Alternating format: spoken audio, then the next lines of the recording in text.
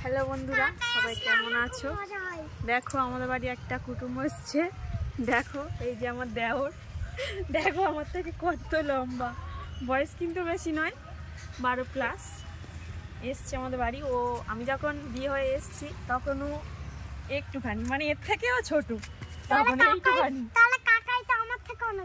তোমার থেকে বড়, কিন্তু আমি যখন এসছি বিয়ে হয়ে তখন একটুখানি ছিল। ওকে খাইয়ে দিতাম, পটি করলে ধুইয়ে দিতাম।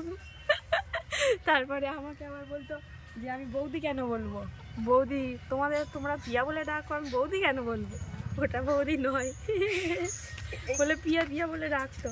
আর সে এই কদিনে দেখো দেখো আমার থেকে কত লম্বা,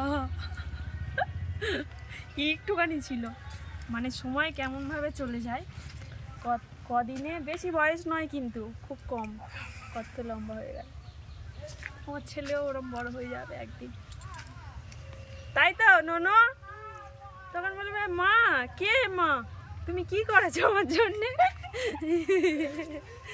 কি করেছো আমার জন্য, এখানে এসো এসো এসো।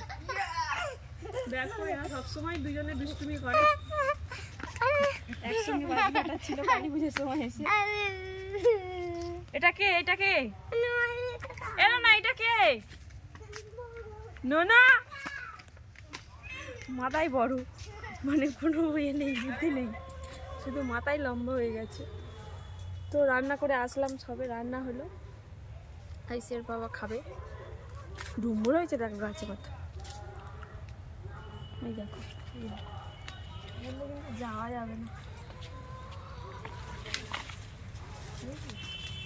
পা দিলে ভেঙে গেল বলো।